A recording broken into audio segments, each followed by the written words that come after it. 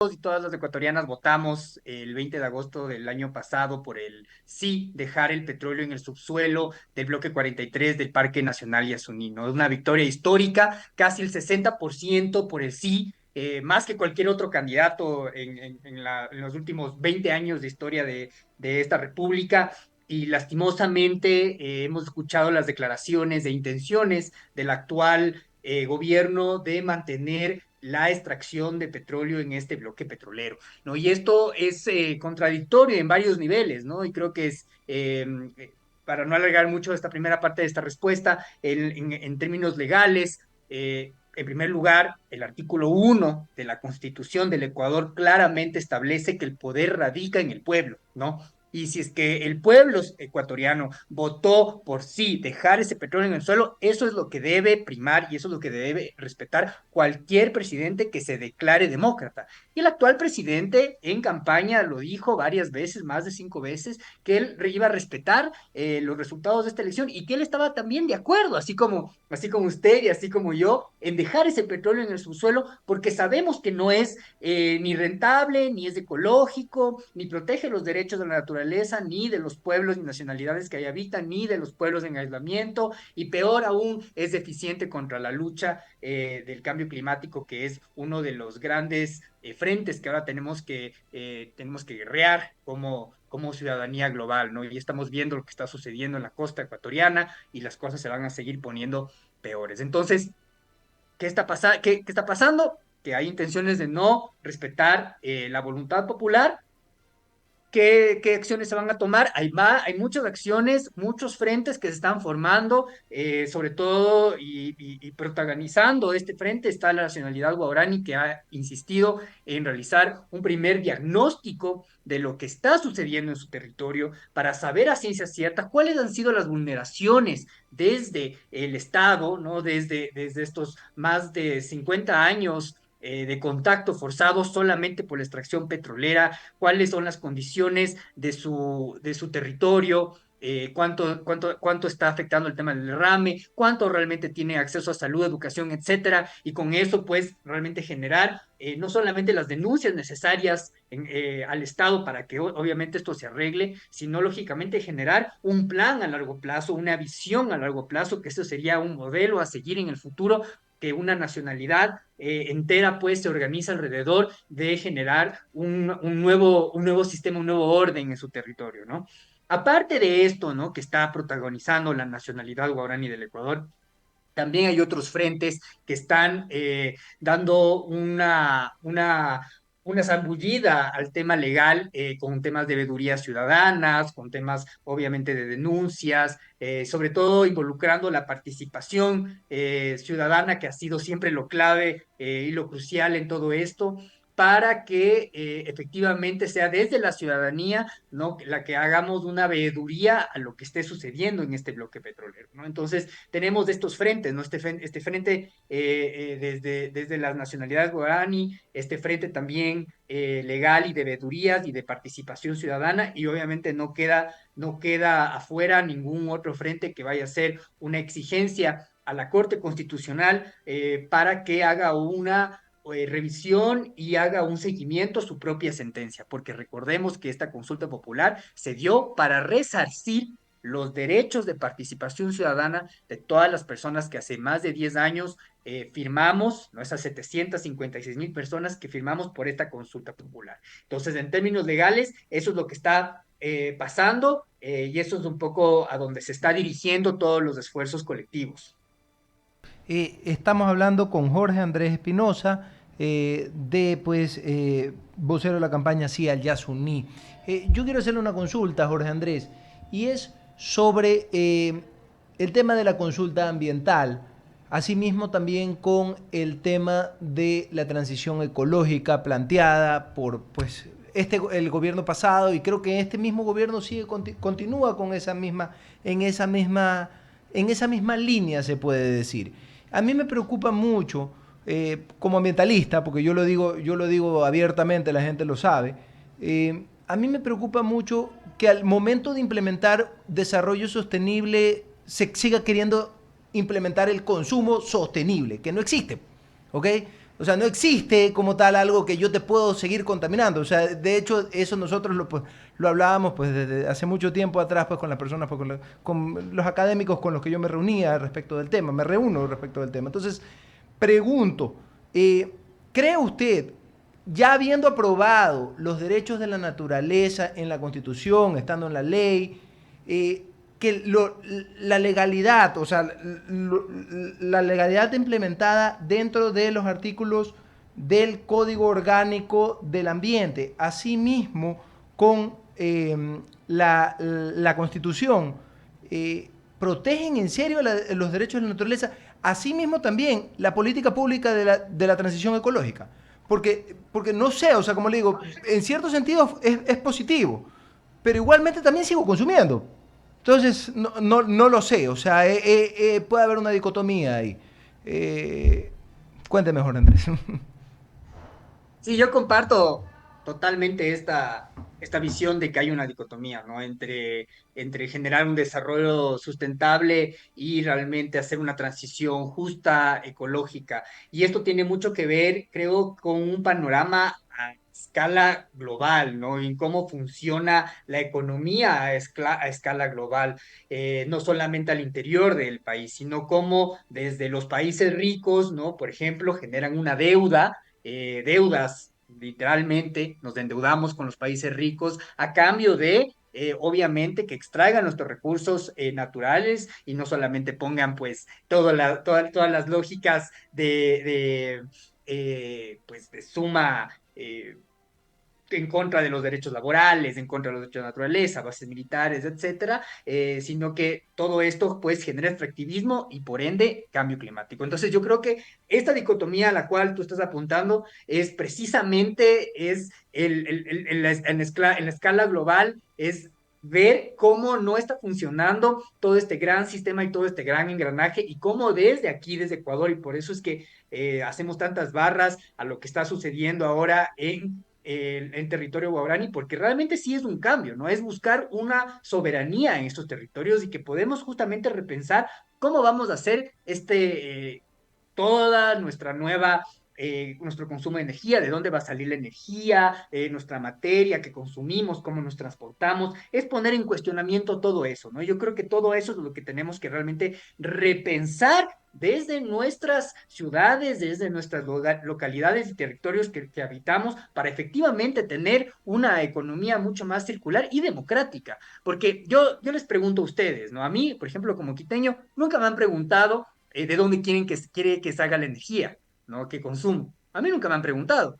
Y probablemente a ustedes tampoco les han preguntado, ¿no? Yo creo que eso es la base, ¿no? Realmente transicionar a una democracia participativa ecológica, si se quiere, en donde realmente vamos a ser votantes y directamente decidir sobre cómo consumimos y de dónde consumimos, de dónde provienen desde los alimentos y la energía que estamos, pues, que producimos y consumimos en nuestros hogares, en nuestros trabajos, en toda nuestra infraestructura urbana, ¿no? Entonces yo creo que eso es un primer viserazo. Y en segundo lugar, también respondiendo a tu pregunta, creo que no se está respetando. Creo que nuestra constitución es profundamente garantista en cuanto a los derechos de todos, la ciudadanía en general, y muy innovadora en cuanto a los derechos de la naturaleza, pero se requiere mucha voluntad política para poner esto realmente en marcha, ¿no? Y creo que de verdad sí se necesita, pues, pasar del discurso presidencial, del discurso electoral más bien, al discurso de realmente poner manos a la obra y decir, bueno, pues sabíamos que el desmantelamiento del bloque 43 iba a ser difícil, también innovador, el mundo nos está viendo, hemos ganado muchísima reputación como país y yo creo que eso es algo que podemos cosechar a largo plazo, entonces vámonos por ese camino.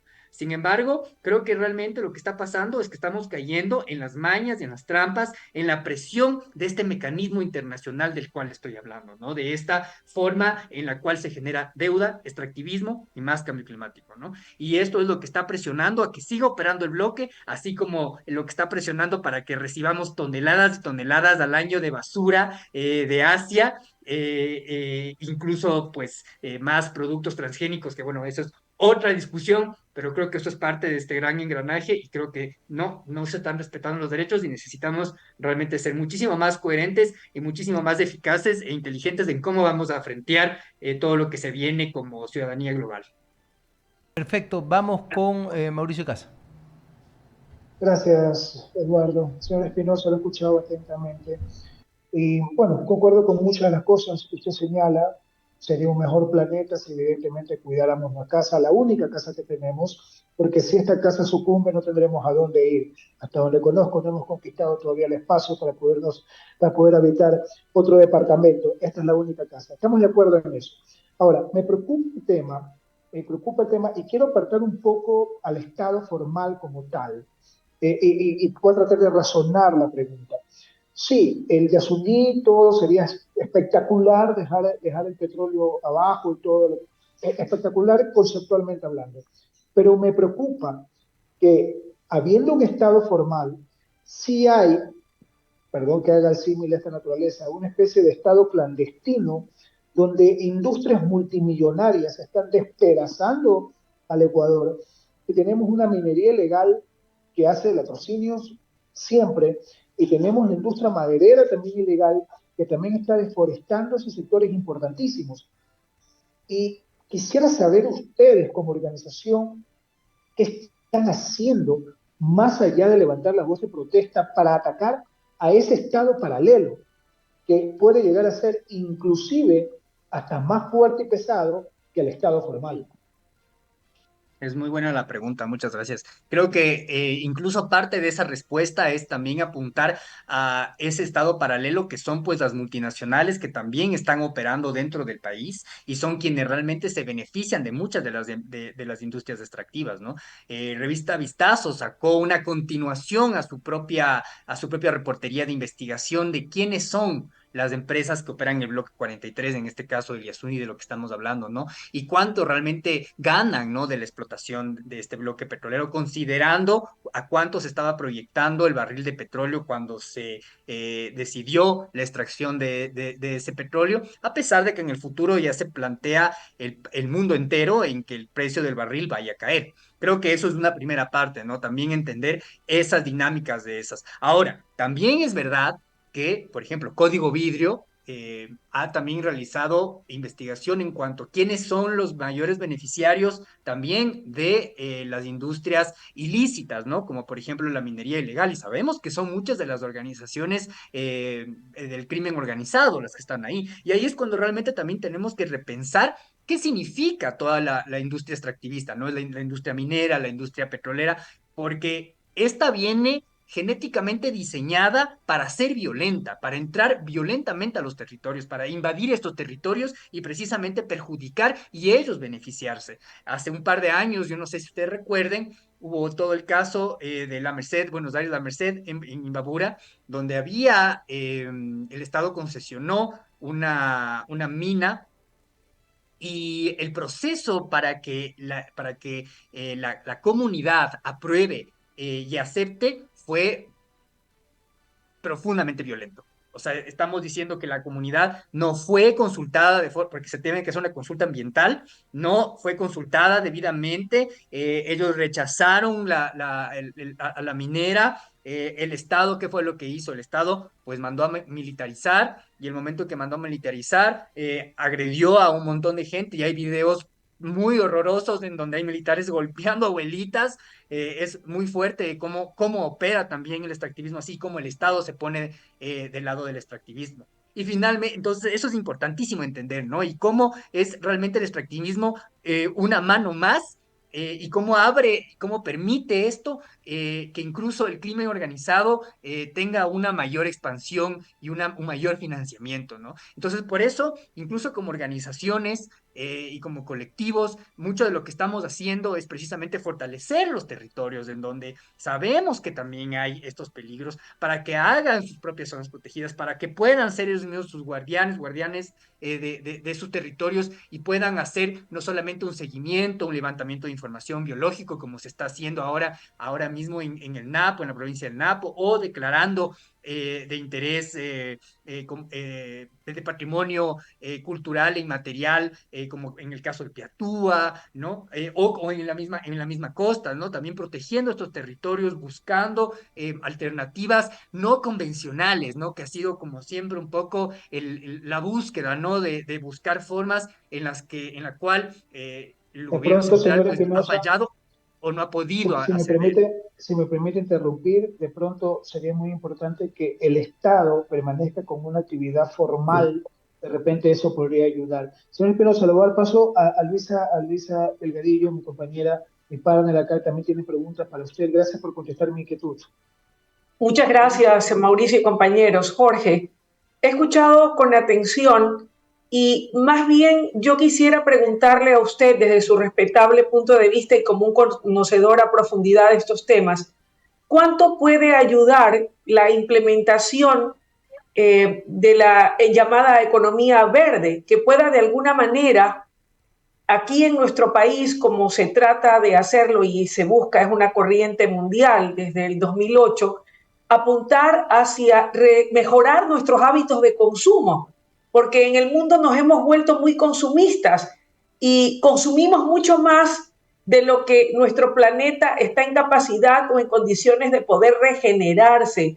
¿Cree usted que esta también podría ser una salida válida o viable para poder ayudar a proteger nuestro medio ambiente y no ser víctimas del consumismo, que es el que está atentando y dañando nuestro planeta, que como bien lo decía Mauricio, es lo único que tenemos, nuestra verdadera casa y la que debemos precautelar y proteger por encima de todo?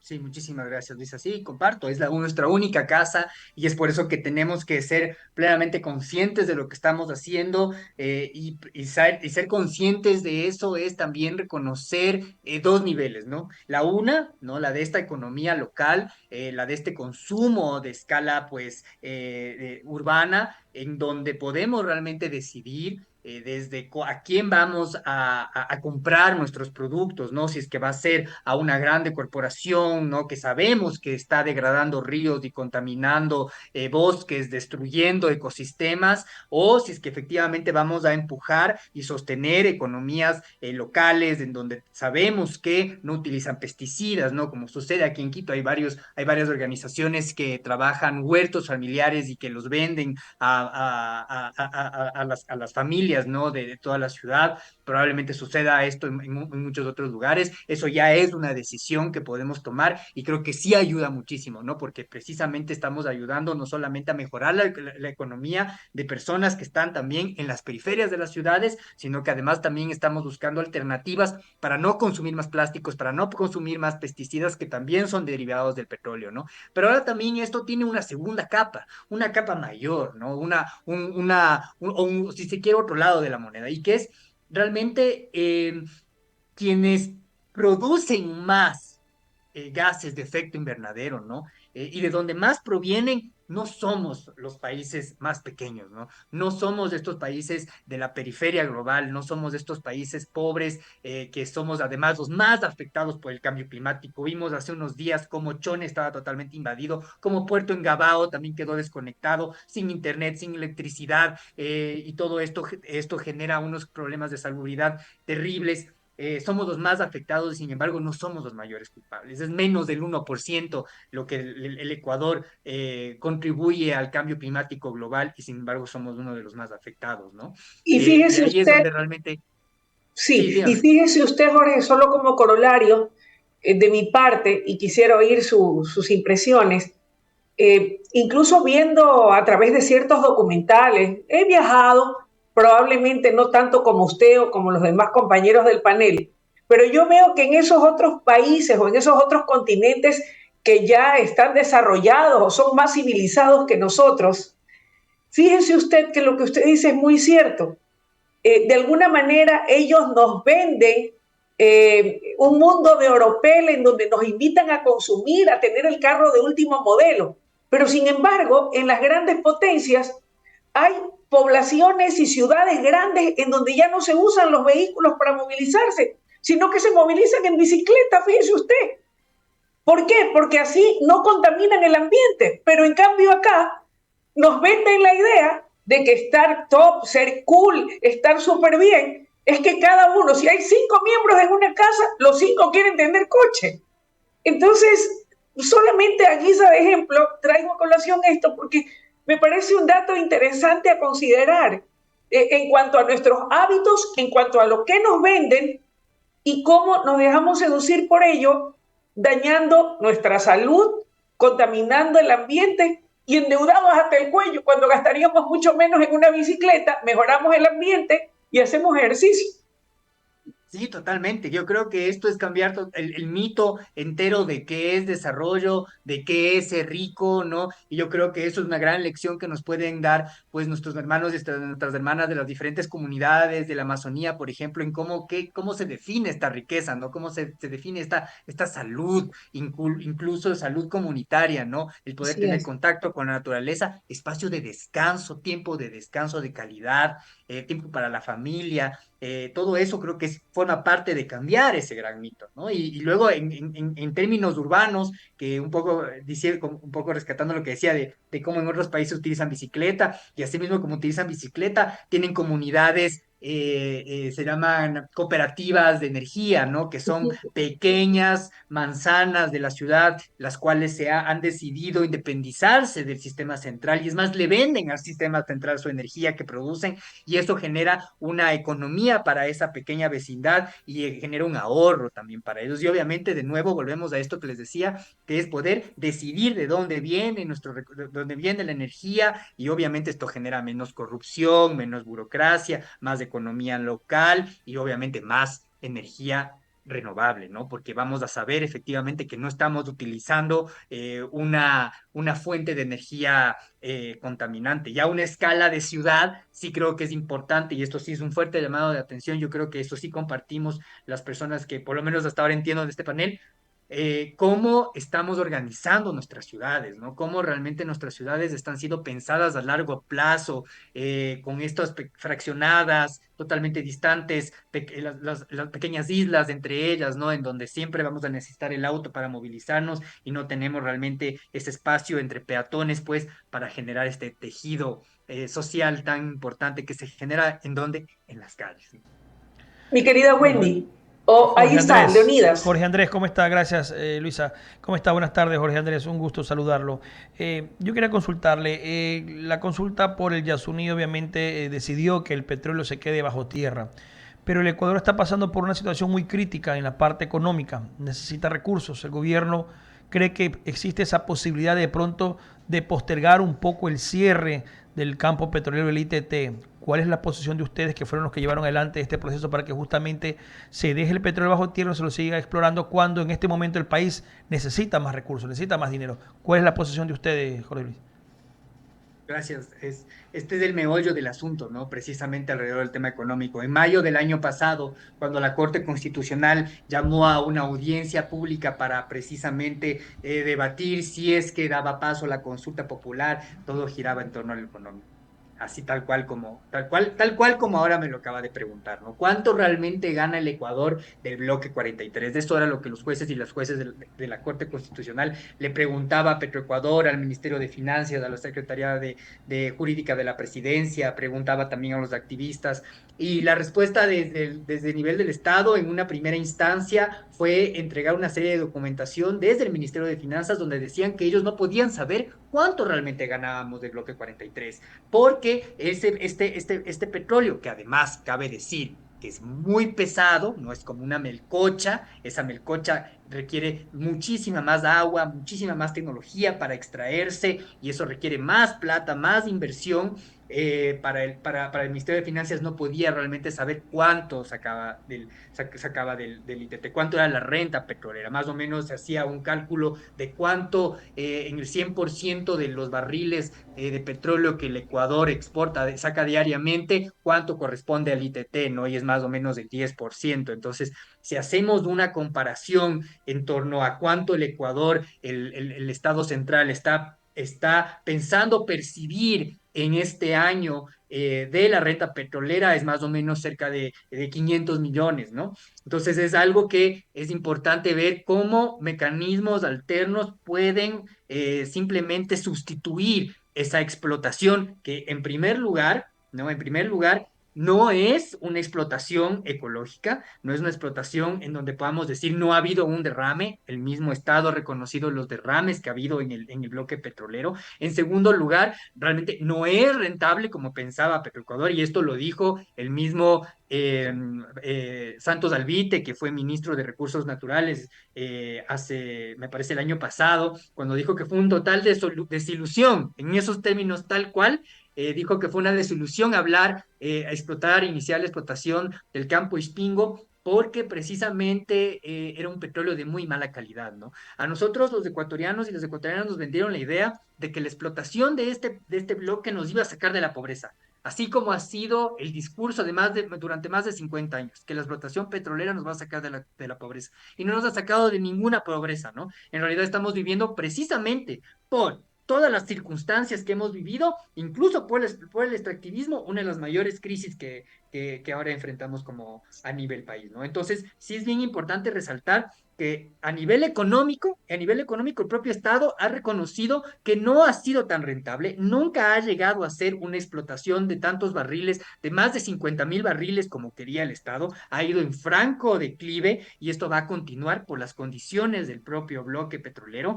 Y creo que hay alternativas muchísimo más fáciles que requieren menos burocracia, que requieren incluso una menor infraestructura y no poner en riesgo el lugar más biodiverso del planeta y pueblos enteros, civilizaciones en la Amazonía, que son los pueblos en aislamiento, ¿no? Y para eso tienes desde el incremento a la salida de divisas, desde replantearse los contratos petroleros de otros bloques maduros, desde replantear los contratos de los oleoductos de crudos pesados, contratos con las telefónicas, etcétera, etcétera. Incluso con las propias empresas que están operando dentro de este bloque petrolero, que están ganando millones de dólares, millones, por la perforación de un solo pozo, de uno solo. Si solamente el dinero que fuera para uno de esos pozos fuera a la gente que vive en este territorio, podríamos estar pensando en una transformación sistémica, social, económica, realmente así, como estábamos hablando hace un minuto con Luisa, de realmente un cambio civilizatorio, pues. Y yo creo que eso es el debate de fondo, que por unas cuantas migajas de pan, que no nos va a durar muchos años, porque recordemos que la explotación petrolera en el país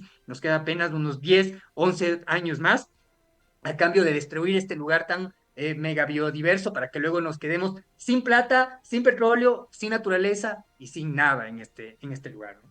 Es una inquietud adicional de mi parte.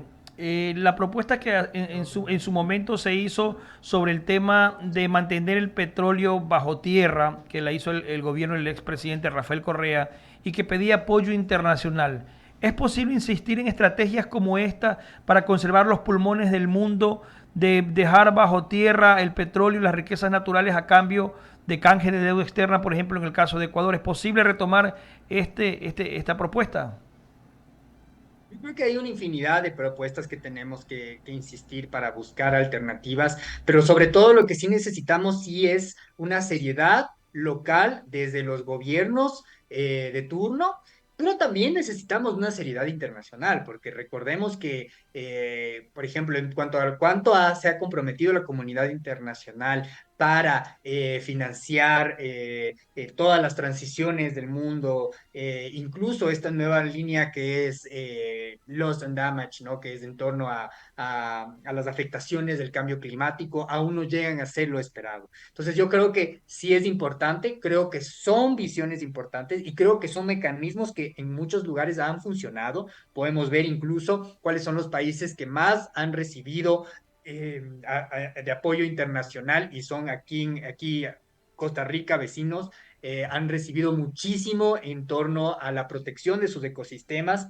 Creo que eso también son fórmulas que tenemos que barajar para buscar estas alternativas, ¿no? Pero lo importante creo que es no dejarnos presionar, no dejarnos que estos intereses de las multinacionales, pues se lleven esos pocos recursos que nos quedan para que en el futuro no tengamos estos lugares que además son los que alimentan, nos dan agua, nos dan vida finalmente. Recordemos, por ejemplo, lo que sucedió aquí en Quito, que fue la consulta de Quito sin minería.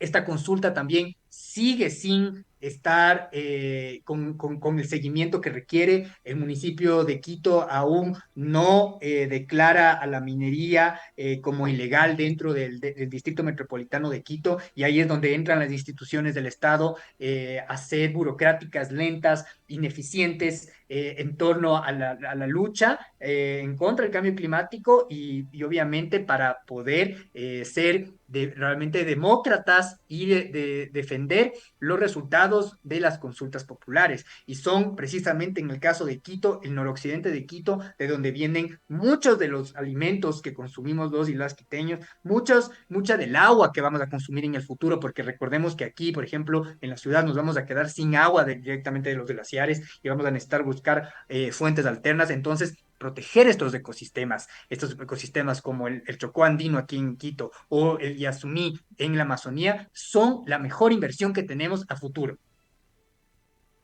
Muchas gracias a Jorge Andrés Espinosa por haber estado con nosotros aquí el diálogo de la tarde. Perfecto, así es. Bueno, pues un comentario final pues, respecto del tema, pues usted ya sabe, como ya todos lo han visto, el Ecuador ya se pronunció, ¿ok? Y I-99 también está a favor de pues, dejar el petróleo del Yasuní en la tierra, ¿ok? Ya se subieron justamente los impuestos, deben de haber otras formas de obtener el dinero sin pues un daño como tal al ambiente. Es un tema ético el reconocer justamente que existen derechos a la naturaleza y es un tema ético pues con el mismo pueblo que se pronunció a favor de esto. Entonces cada día que pasa, los jóvenes, los líderes mundiales están a favor del cuidado del medio ambiente. Hay que recordar que la empresa privada y el gobierno deben de apoyar esta idea. Como le digo, nosotros somos simplemente una voz para aquellas personas que no tienen voz. La naturaleza es un sujeto vivo, mi querida Wendycita y Leonidas, Luisa. Y así pues vamos al corte, ¿verdad? Aquí escuchamos a todos. Así es. Escuchamos a todos. Tenemos una parte y tenemos la otra parte que en este caso, bueno, pues estaba acá Jorge Andrés explicándonos del por qué debe respetarse justamente lo que el pueblo dijo en las urnas en esta consulta. Efectivamente, tú lo has mencionado, ya bueno, pues el gobierno nacional está encaminado a buscar otras alternativas para obtener recursos. Entonces, ¿qué es lo que va a pasar con lo otro? El gobierno nacional y las autoridades correspondientes deben pronunciarse al respecto y actuar de manera inmediata para justamente ir apegados a la ley del derecho. No puede bajo ningún concepto el gobierno, ni cualquier otro gobierno que venga, pues votar en contra de lo que ya dijo el pueblo. Así es. ¿Ok? ¿Nos vamos? Sí, a la pausa. Antes de irnos a la pausa, hay menciones, hay recomendaciones y quiero decirles que en Redox, la clínica de la belleza, usted debe compartir embellecimiento. Estos paquetes de embellecimiento usted lo puede compartir con su mamá, con su novio, con su novia, con su amigo, con la hermana, con quien ustedes deseen. Porque en este mes del amor y de la amistad tenemos que celebrar juntos.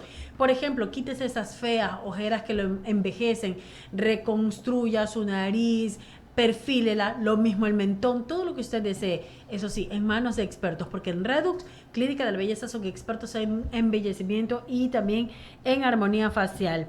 Miren ustedes, los pueden visitar aquí en la Kennedy Norte, frente al Parque Lineal de la Kennedy, Justino Cornejo y José Santiago Castillo, esquina. Al igual, les recuerdo que la asesoría es totalmente sin costo. Llámelos, saque su cita al número telefónico que aparece en pantalla, 098-385-9611. Recuerde, Redux, la Clínica de la Belleza, gracias a la doctora Victoria Pérez, la directora de la clínica, quien nos está atendiendo de manera personal. También decirles que viva en Narcisa Club, esta organización privada con seguridad 24/7. Todos queremos estar seguros en el lugar en donde habitamos. Bueno, entonces adquiera ya la villa que más le guste. Hay, bueno, pues 6 modelos de casa, la que más se ajuste a sus necesidades y a su familia. En urbanización Narcisa Club hay un mega club social